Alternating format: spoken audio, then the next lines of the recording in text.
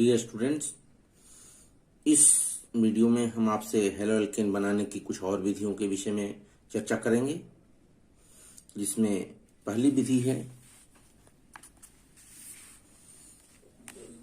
एल्कोहलों पर halogen acids की अभिक्रिया द्वारा।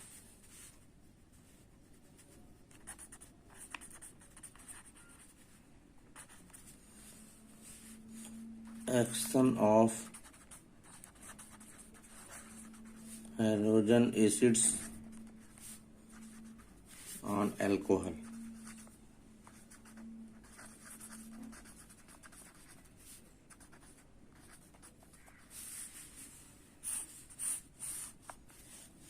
इसको कह सकते हैं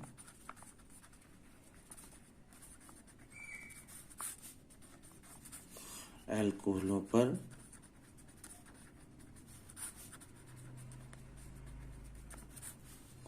हैलोजन अम्लों की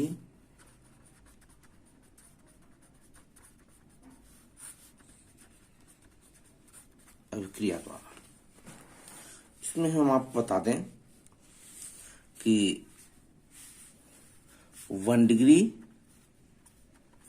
2 डिग्री या 3 डिग्री एल्कोहल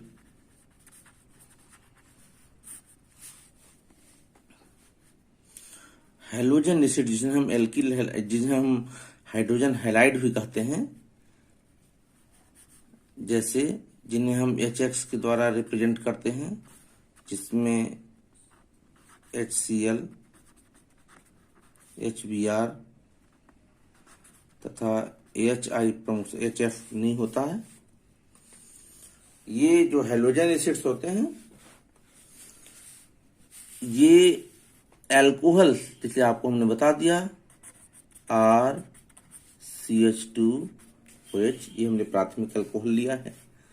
इसके साथ इन जनरल हम HX लिए हैं, और ये हो गया आपका RCH2AX प्लस H2O। ये हो गया आपका हेलो एल्केन। ये छात्रों, यहां मैं आपको बता देता हूं कि इसमें ये जो आपका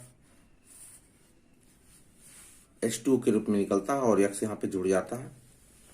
तो यहाँ एक चीज आपको और बता दूं कि ये X जो होता है सीधे OH को रिप्लेस नहीं कर पाता है, क्योंकि ये जो X होता है ये न्यूक्लियोफाइल तो है, लेकिन OH भी न्यूक्लियोफाइल है, OH माइनस भी न्यूक्लियोफाइल है। अर्थात यहाँ पर OH माइनस और X माइनस ये दोनों क्या हैं? न्यूक्लियोफाइल हैं, दोनों न्यूक्लियोफाइल हैं। X माइनस जो होता है वीक न्यूक्लियोफाइल होता है OH माइनस की अपेक्षा। ये सीधे उसको नहीं कर सकता है, सीधे उसको नहीं निकाल सकता है। तो इसकी क्रियाविधि हम बताएंगे।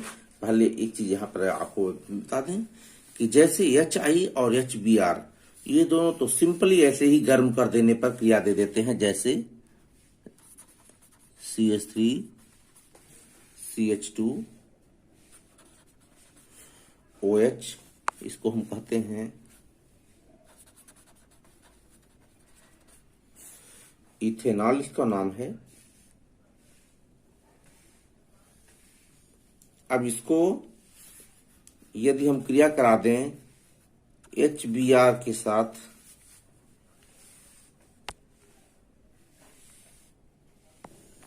HBr के साथ क्रिया कराने पर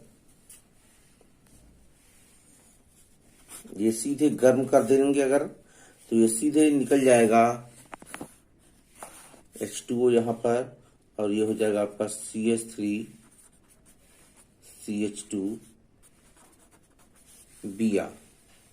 इसको हम कहेंगे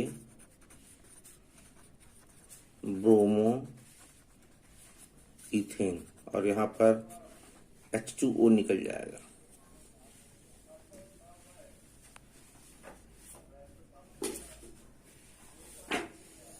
लेकिन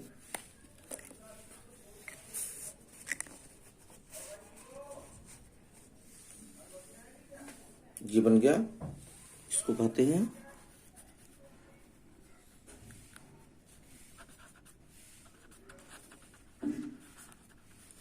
हाइड्रोजन ब्रोमाइड।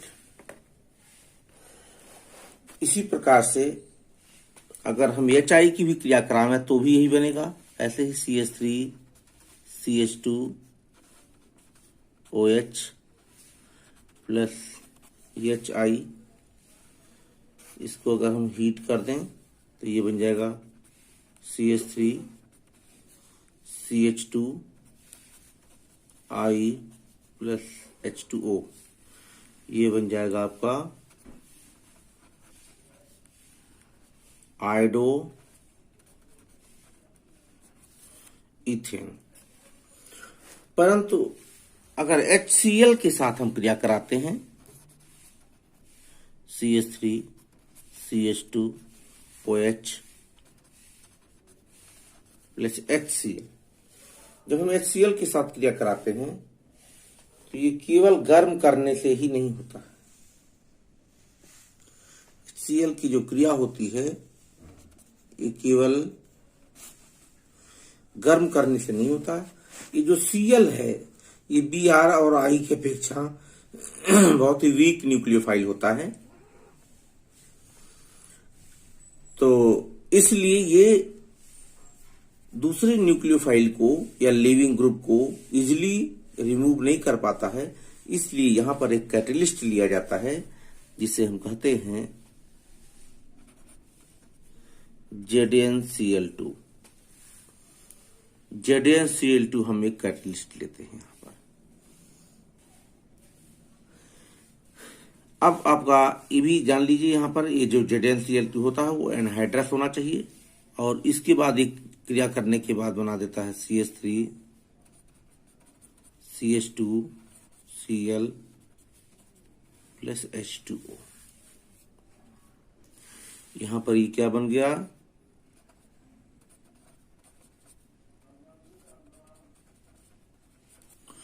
क्लोरोइथेन बन गया। अब इसकी मैकेनिज्म भी हम आपको बताएंगे।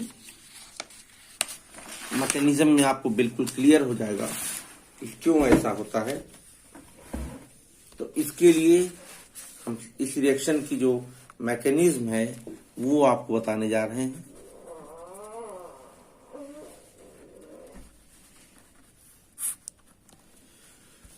मैकेनिज्म में ये जो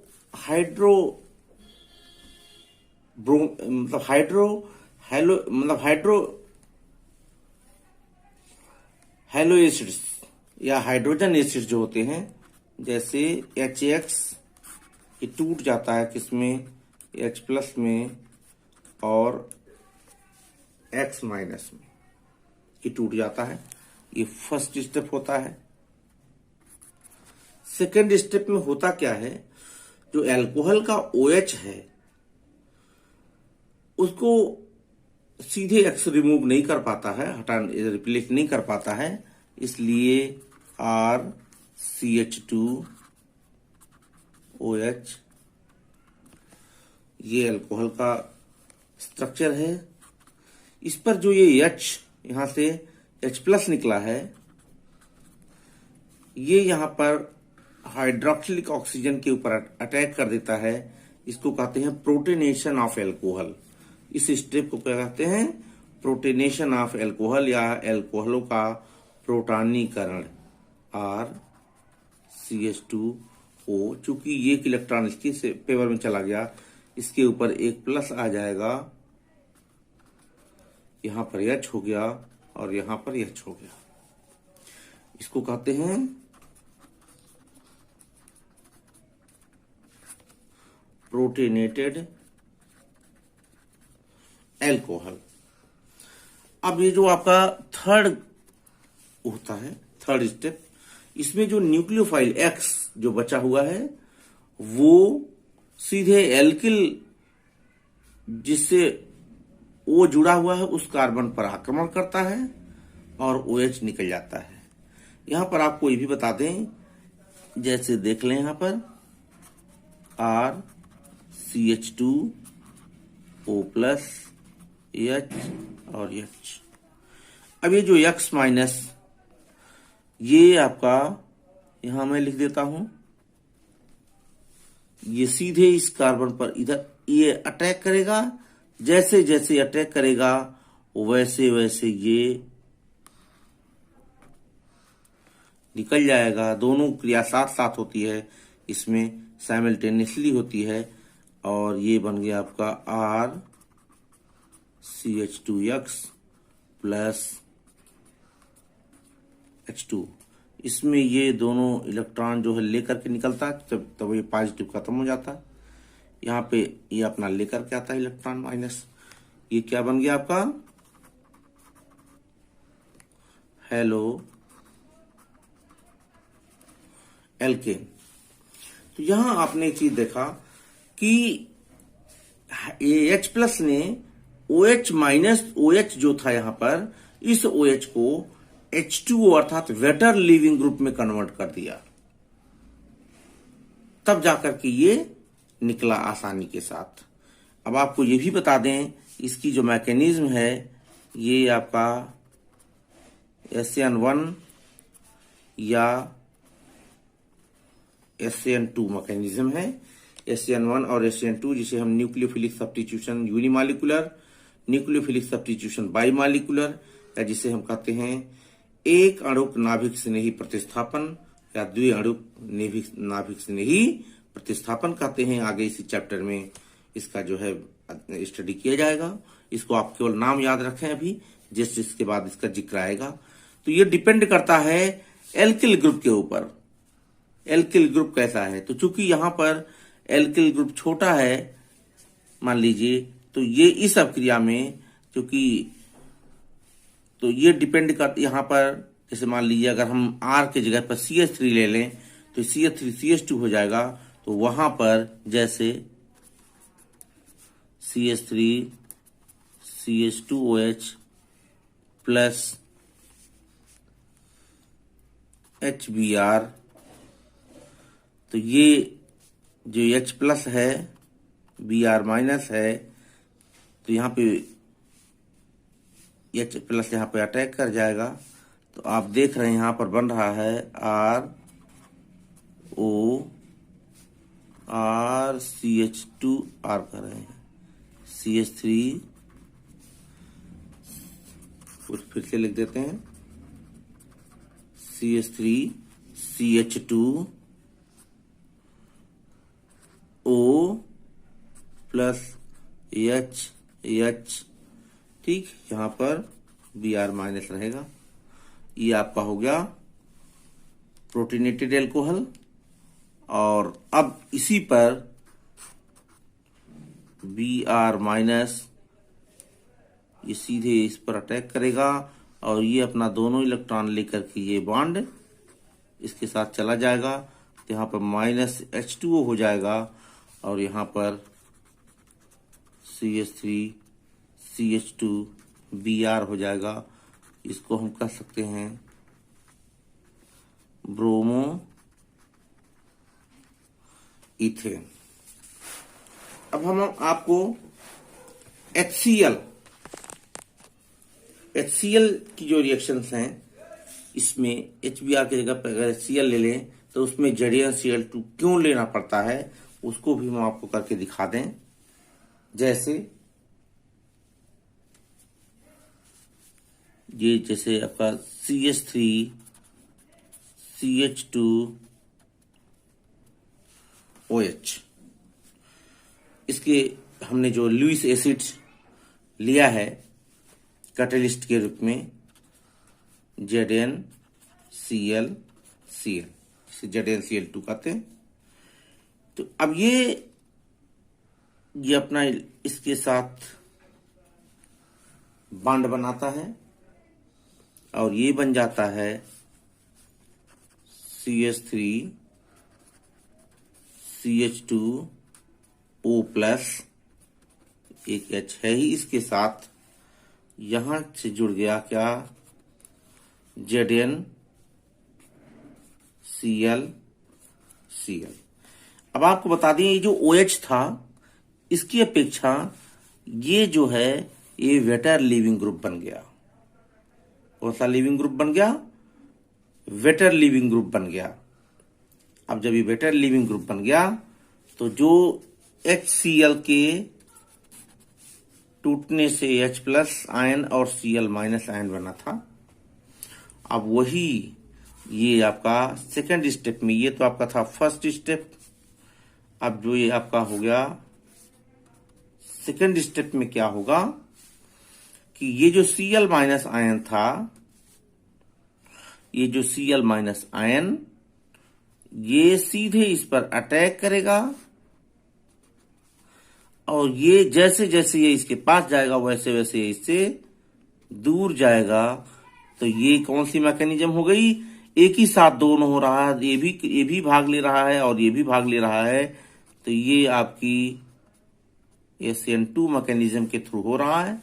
और ये आपने देखा यहां पर क्या बन गया? CH3 CH2 Cl।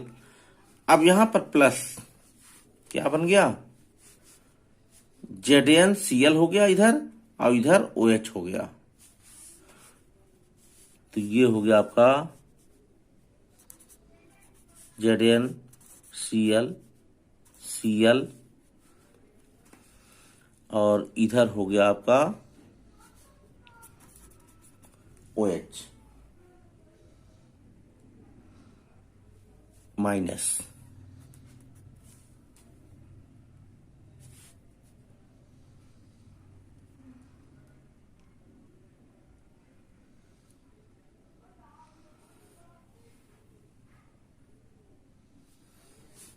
और यहां पर Zn पर माइनस रहेगा।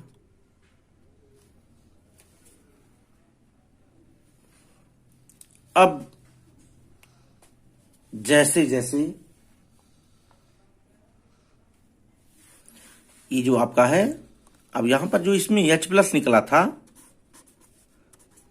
H प्लस जो फर्स्ट स्टेप में निकला था, ये इससे जाकर के जुड़ जाएगा और ये यहां से लीव आउट हो जाएगा।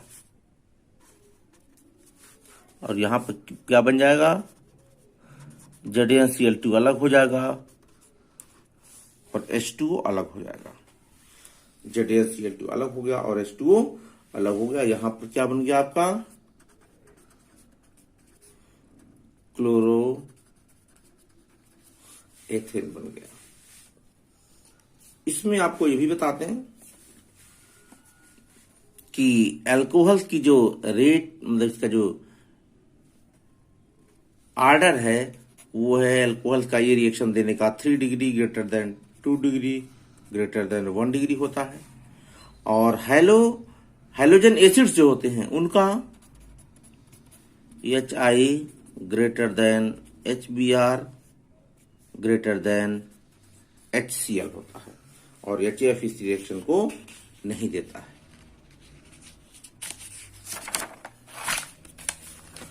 अब आपको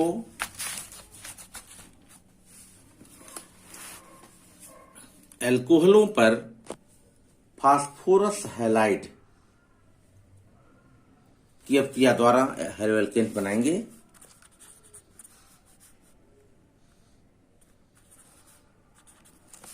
बाई एक्शन ऑफ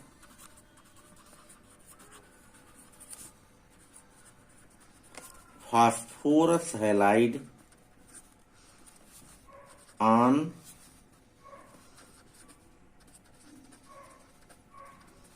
alcohols।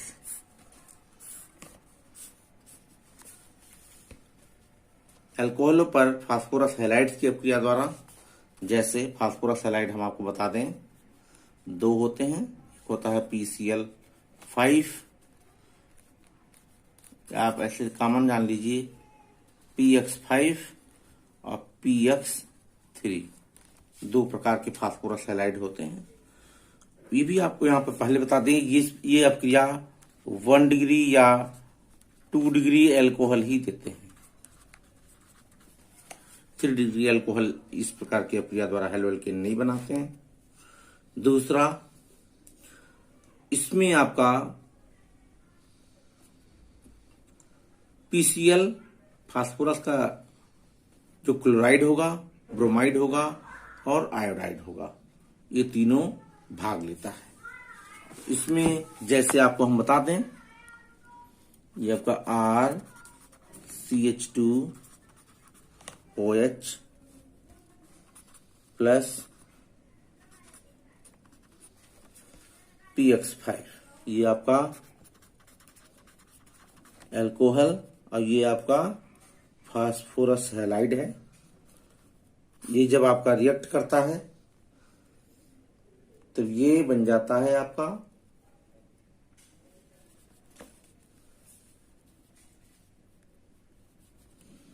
ये हो गया RCH2X प्लस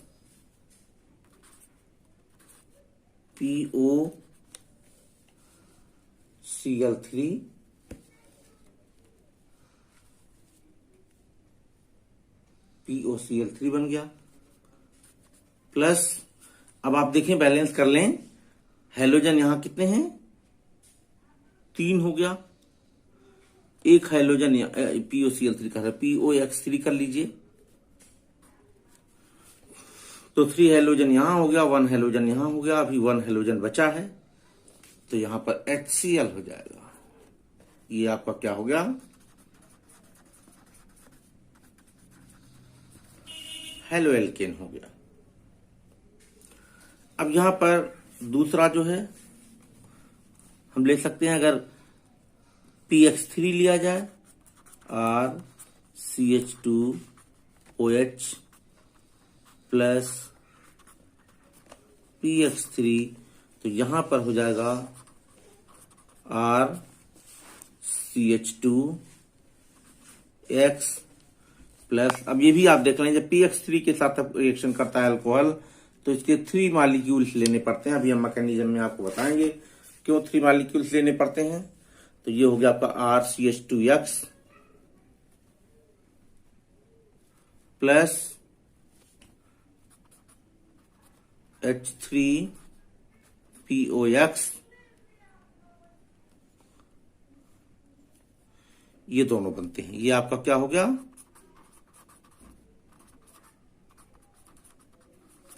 हेलो एल्केन बन गया। अब इसमें एक एक एग्जांपल हम लेकर के दिखा देते हैं। जैसे अगर हम CH3 CH2OH एथेनॉल हम ले लें, इसके साथ हम क्रिया करा दें PCl5 की, तो PCl5 की क्रिया के द्वारा ये क्या बनता है? ये बन जाएगा CH3 CH2Cl plus POCl3 plus H2O। ये आपका हेलो एल्केन बन गया। ये आपका इथेनॉल और ये फास्फोरस पेंटाक्लोराइड है, फास्फोरस पेंटाक्लोराइड। अब इसी प्रकार से अगर हम ट्राई हैलाइड्स लें, तो हो गया CH3 CH2OH प्लस PCl3, तो यहां पर बनेगा आपका CH3 CH2Cl प्लस H3PO3। ये आपको हमने बताया कि इसके साथ 3 मॉलिक्यूल्स अल्कोहल के लेने आवश्यक है। अब हम आपको दिखाते हैं इस पर ट्राई हैलाइड्स की जो 3 मॉलिक्यूल्स क्यों लेने पड़ते हैं, इसकी जो है हम मैकेनिज्म आपको बताएंगे।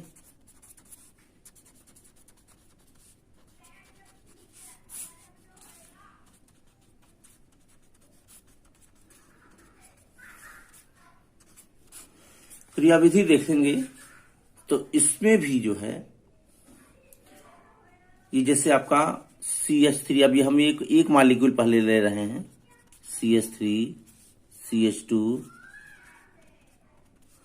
OH, जिसे हम इथेनॉल के रूप में लेते हैं, plus P Cl Cl Cl।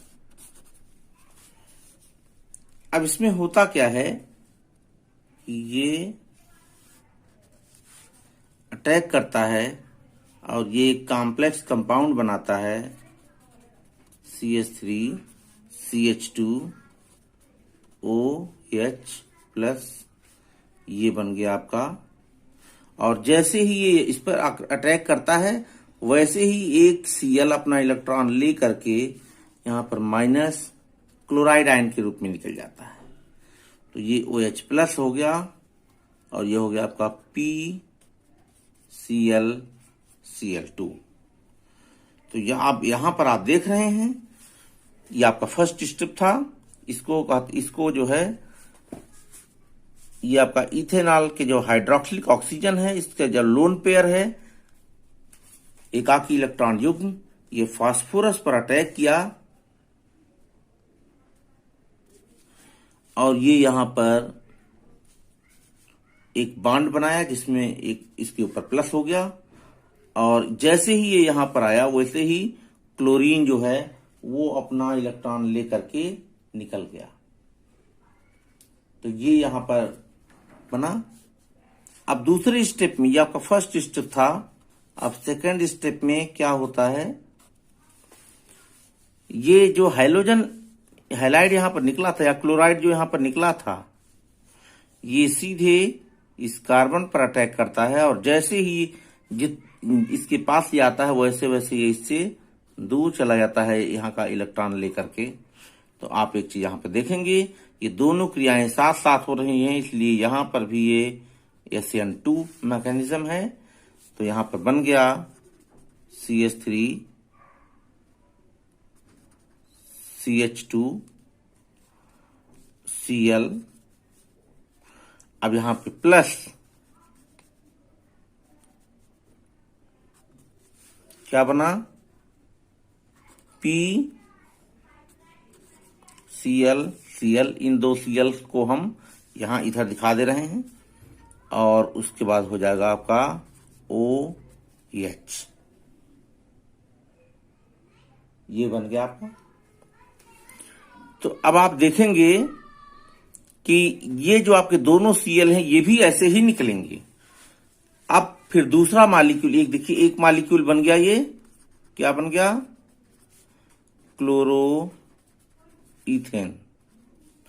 अब जब दूसरा मॉलिक्यूल अल्कोहल का जो लिया जाएगा वो पुनः CH3 CH2 OH लिया गया। अब इसके साथ ये आपका PCl Cl और OH लग गया है। तो पुनः वही क्रिया होगी और एक Cl माइनस फिर रिमूव हो जाएगा और ये बन जाएगा compound CH3 CH2 O plus हो गया इस पर, और यहाँ पे H है और यहाँ पर PCl बचा, एक Cl तो भी निकल गया। अब जो Cl माइनस यहाँ पे निकला है, ये फर्स्ट स्टेप था। फिर सेकंड स्टेप में पहले वाली मैकेनिज्म रिपीट हो रही है, अर्थात यहां पर जो क्लोराइड आयन निकला था ये पुनः इस पर अटैक करेगा और ये उसके साथ साथ निकल जाएगा। तो यहां क्या बन गया, CH3 CH2 Cl प्लस, अब क्या बनेगा, ये जो आपका CH3 CH हो गया, इसके बाद P, देखिए एक OH तो यहां पर पहले से ही है और एक OH ये भी बन गया। तो आप हो जाएगा P OH OH और Cl। अब फिर वही क्रिया होगी CH3 CH2 OH में, CH3 CH2 OH, अल्कोहल का थर्ड मॉलिक्यूल जो होगा O भाग लेगा इसके साथ, तो अब यहां पर ये हो जाएगा आपका P, यहाँ पे हम नीचे दिखा देते हैं P, और ये हो जाएगा आपका OH, यहाँ पर Cl ऊपर दिखा देते हैं। तो जैसे ही ये इसके ऊपर अटैक करेगा वैसे ही ये Cl माइनस फिर निकल जाएगा, और यहाँ पर minus Cl minus chloride ion निकल जाएगा, और ये कंपाउंड बन जाएगा CH3 CH2O plus P OH यही बचा, क्योंकि अब आपका हैलाइड निकल गया यहां से। और अब पुनः जो सेकंड स्टेप में जो यहां से क्लोराइड आयन निकला था, ये पुनः इस पर अटैक करेगा और ये निकल जाएगा उसके साथ साथ लिविंग ग्रुप। तो ये आपका बन जाएगा CH3 CH2OH प्लस, अब आप देख रहे हैं फास्फोरस के साथ 3 OH जुड़ गया, फास्फोरस के साथ 3 OH जुड़ गया। तो आप देख रहे हैं हाइड्रोजन कितने हो गए, 1 2 और 1 3, तो ये हो गया H3। फास्फोरस तो है ही, PO कितने हो गए, 1 2 3, तो हो गया PO3 बन गया। और ये 3 मॉलिक्यूल क्लोराइड के, एल्किल क्लोराइड या हेलो एल्केन्स कह सकते हैं इन जनरल। इसी प्रकार से क्लोराइड हो, ब्रोमाइड हो और आयोडाइड हो, ये तीनों बनते हैं। अब आपको यहां पर ये भी बता दें कि फास्फोरस ब्रोमाइड और फास्फोरस आयोडाइड, ये दोनों रेड फास्फोरस और हैलोजेंस की अक्रिया द्वारा